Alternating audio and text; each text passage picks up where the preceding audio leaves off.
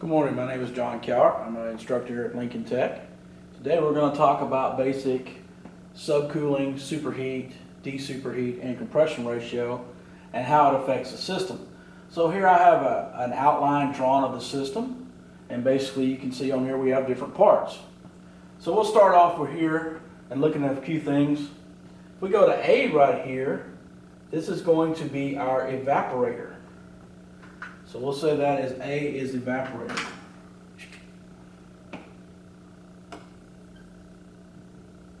A equals evaporator.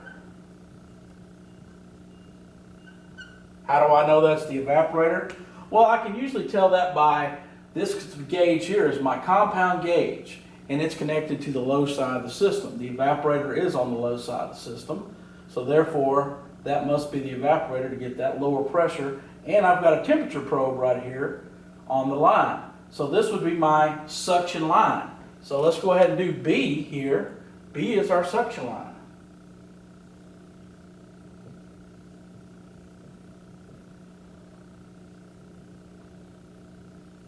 All right.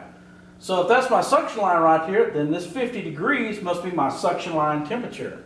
So I'm going to put SLT up here for suction line temperature. Now let's look, we got A, B. Let's go ahead and do C. C would be our compound gauge. That is a gauge on our gauge manifold sets that reads above and below atmospheric pressure. So compound gauge would be C.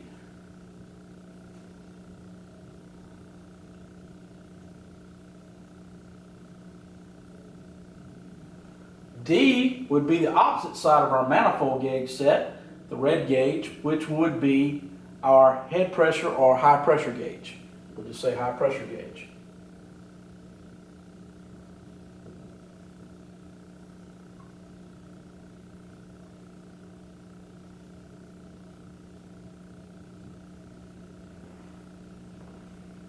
We come down here, we got E now.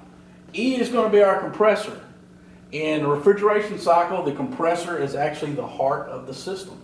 So E would be our compressor.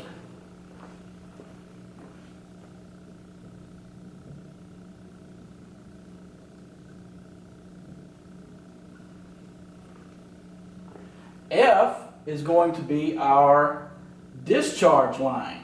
Discharge line comes out of the compressor and goes to the condenser. So F will be discharge line.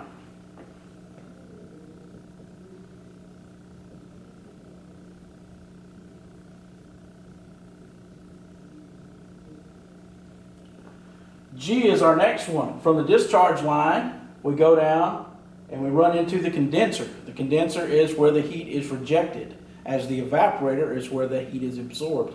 Condenser is usually on the outside of the unit, so the heat can be rejected to a place that it makes no difference. So like, for instance, like on your house, you're going to have a condensing unit on the outside. You'll have your evaporator somewhere on the inside of the house. This is so that the heat absorbed here can be rejected here.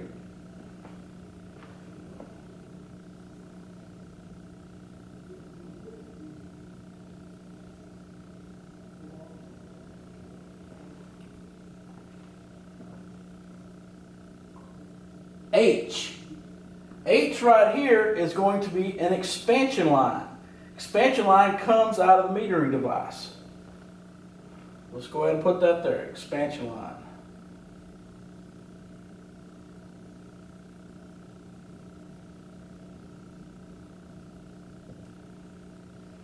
I is going to be our metering device itself. So the high pressure liquid comes here, goes through this metering device, and it changes it to a low pressure liquid. So we've got high temperature, high pressure liquid.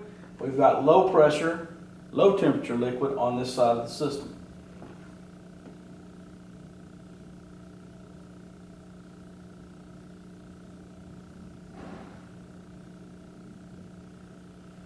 Last but not least, we got J. J is going to be our liquid line. Liquid line.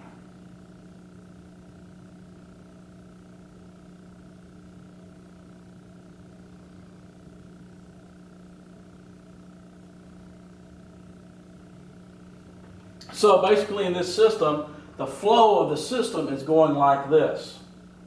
The compressor raises the pressure of the gas to a high temperature, high pressure vapor. It discharges through your discharge line to your condenser. The vapor is condensed into liquid. This is where the greatest amount of heat is rejected. The liquid goes down here, high pressure, high temp, and the liquid line goes through the metering device, which causes a pressure drop. The pressure drop causes some flash right here. We call that flash gas. The low pressure, low temperature liquid goes through here into the evaporator. With the heat coming across the evaporator from usually a blower motor, the heat inside your home, and a refrigerator, what have you, it boils the liquid off back into a low pressure, low temperature vapor and sends it back around this way to be recompressed so it can go reject the heat outside again. All right, so we talked about this was our suction line temperature. This is going to be the coldest line on the unit. You can always tell the suction line because it's the coldest line there is. The hottest temperature we have is 160 degrees. That's going to always be our discharge line. So discharge line temp is DLT. Down here we've got 105. 105 down here is pointing to our liquid line. That is going to be our liquid line temperature.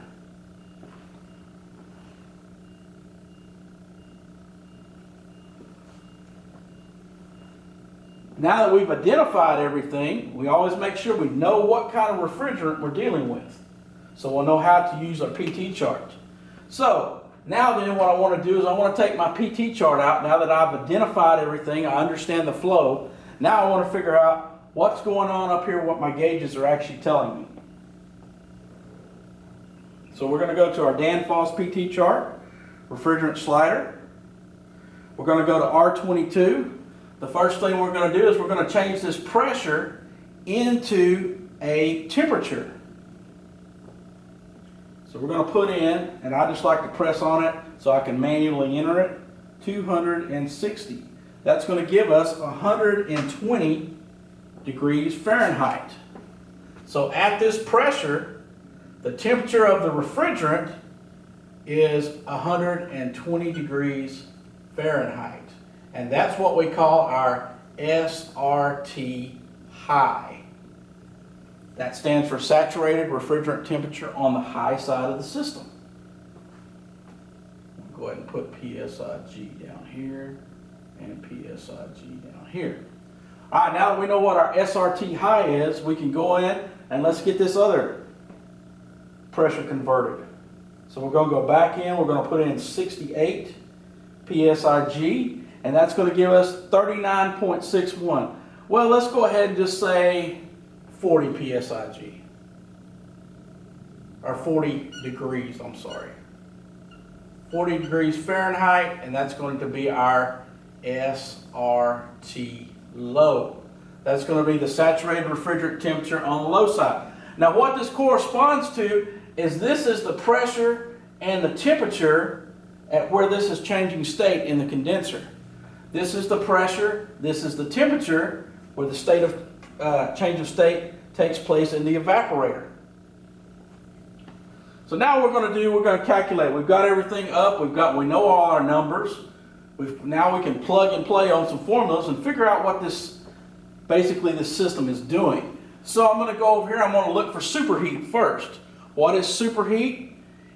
Superheat is heat added to a vapor after it's already boiled off. So basically once a liquid boils off to a vapor, if I add any more heat to that vapor, that is considered superheat.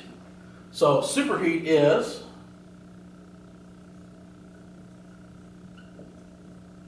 how do we find that? We follow a formula.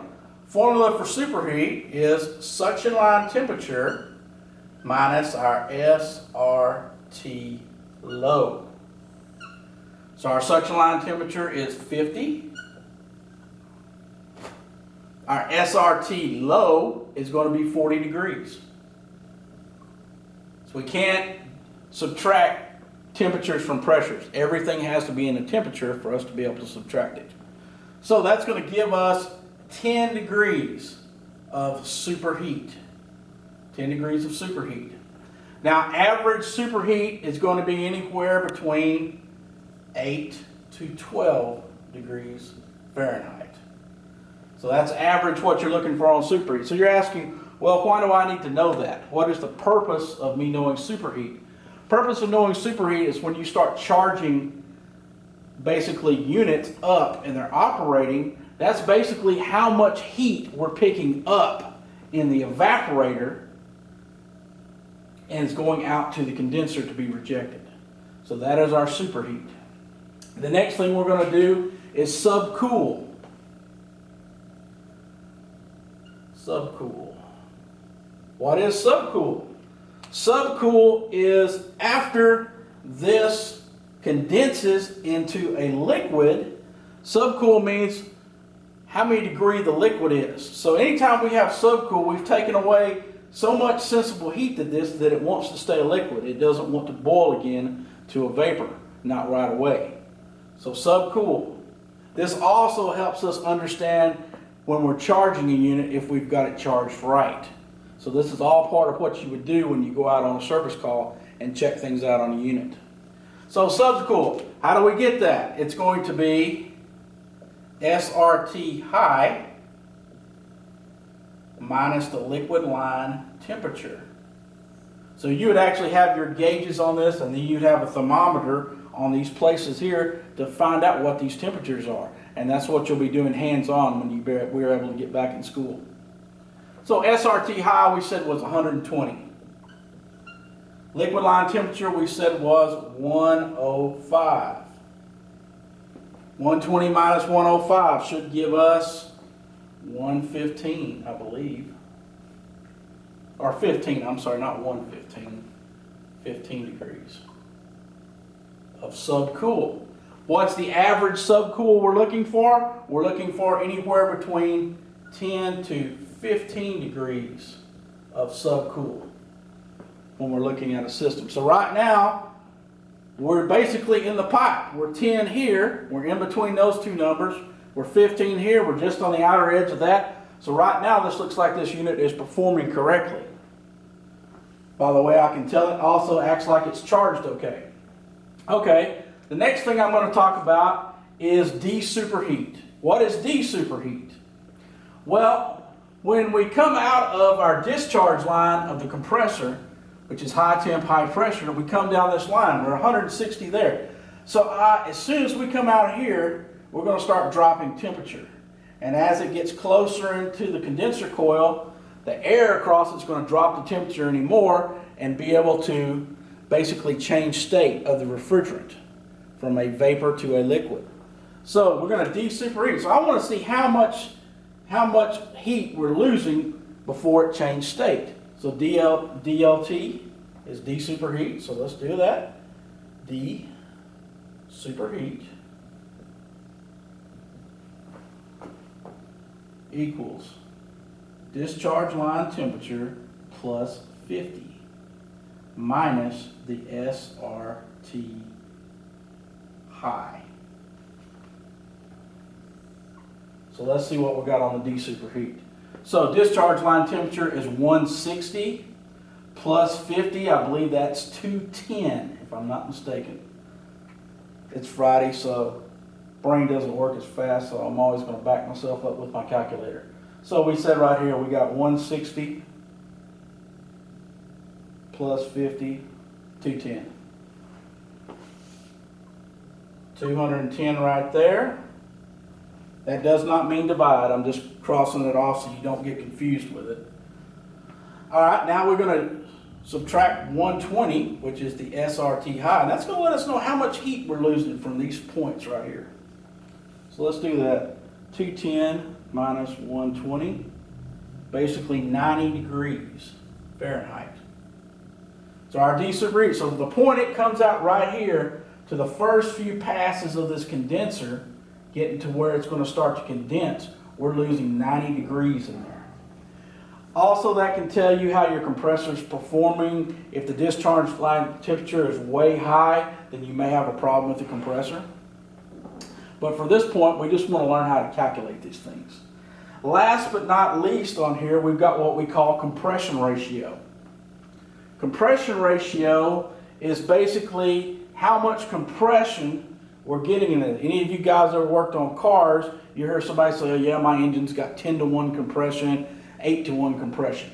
So for every stroke of this compressor, it compresses things down, the gas in there, and that's what raises the pressure and the temperature when it comes out through the discharge line. So we're going to do a compression ratio. Great thing about compression ratios at this point, we don't have to change much of anything, but we're going to be working with the pressures. So, compression ratio.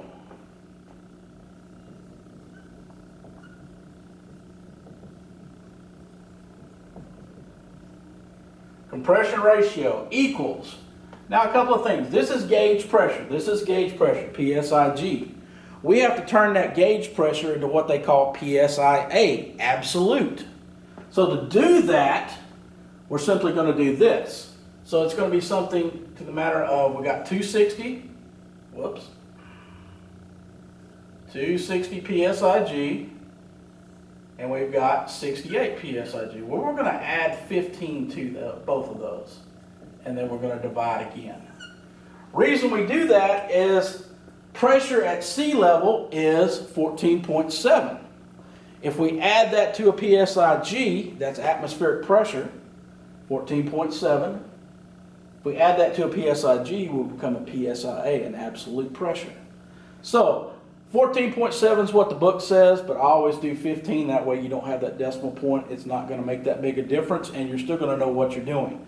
So let's add this up and divide right quick.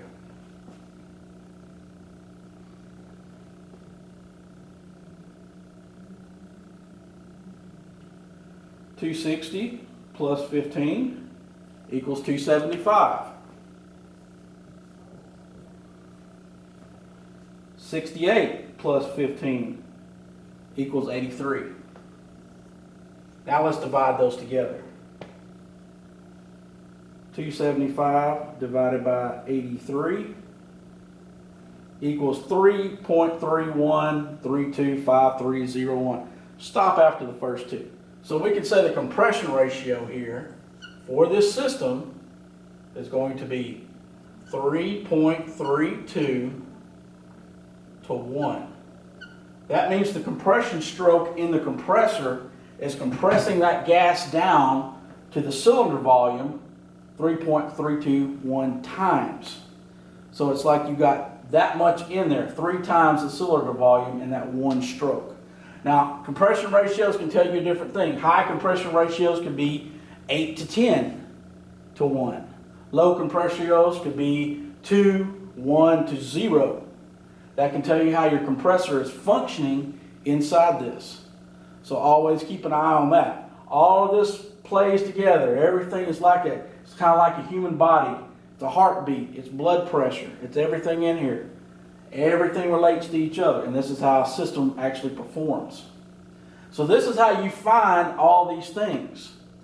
And usually in a one-on-one class, we do a little bit of hands-on when we do this. So I like hook the gauges up to the machines and things like that, and you can actually come and read the pressures, things of that nature. But since we got this coronavirus going on, we got to do it this way. So when you come in, when we actually do get to the hands-on, this is what you're going to be doing, but you're going to be able to do it live. But you need to understand how something flows. So remember, coldest temperature in the system would be the suction line. That tells you where the suction line is. Hottest temperature is the discharge line. So you know if that's the hottest temperature that you're going to be flowing this way. 105, the middle temperature, that's always going to be the liquid line temperature. Comes back around and goes. And it just goes over and over again and keeps running until the thermostat tells us that we're satisfied and the unit can shut off. Just like your AC at your house, your refrigerator, what have you. Thank you very much. I hope this video helps you. I'll be so glad when we get back in the classroom and do some of this hands-on. Take care.